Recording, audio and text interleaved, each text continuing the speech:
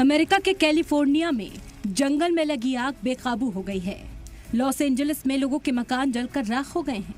इस इलाके में पहले भी आग लगती रही है, लेकिन एक्सपर्ट्स कह रहे हैं कि इस बार तूफानी हवाओं की रफ्तार 130 से 160 किलोमीटर फी घंटे तक है।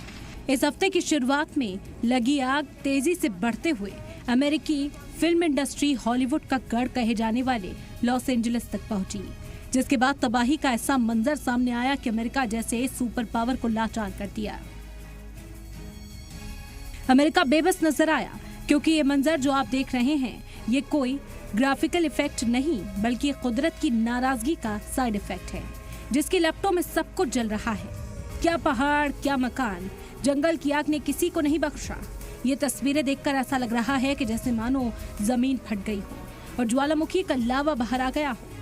आसमान से ली गई इस तस्वीर को देखिए, कैसे आग पानी की तरह बह रही है। तस्वीरों में आप ऊंची ऊंची इमारतों को भी देख सकते हैं जो आग की लपटों के बीच धधक रही हैं।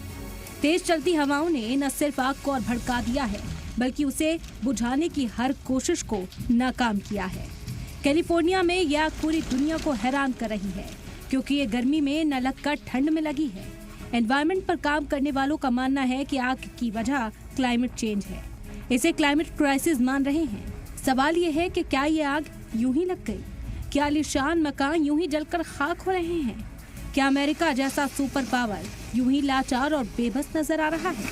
क्या ये कयामत की निशानी तो नहीं? क्यों दुनिया में जुल्म आम हो चुका है? ताकतवर कमजोर को मार रहे हैं। जुल्म की इंतहा देखने को मिल रही है।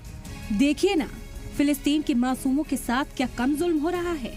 गाजा तबाह हो चुका है। वहीं रूस यूक्रेन की जंग क्या है?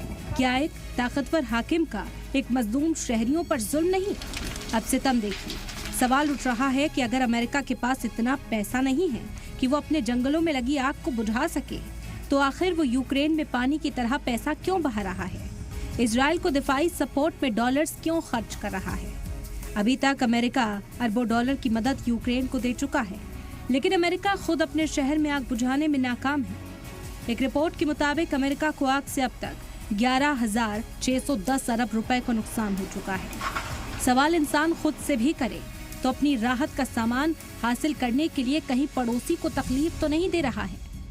हम एसी चलाते हैं। कहा जाता है कि एसी चलाने से उसकी एग्जॉस्ट एयर, जो कि कंप्रेसर को ठंडा रखने के लिए गर्म हो जाती है, वो आसपास के मकान को और ज्यादा गर्म कर देती है, जिससे आपका कमरा तो ठंडा हो जाता है लेकिन बाहर का मौसम गर्म हो जाता है। इसी तरह एग्जॉस्ट फैन दरख्तों का काटा जाना है। यही वजह है कि आज सवाल हो रहा है कि क्या ये कयामत की अलामत तो नहीं। ब्यूरो रिपोर्ट, सलाम टीवी।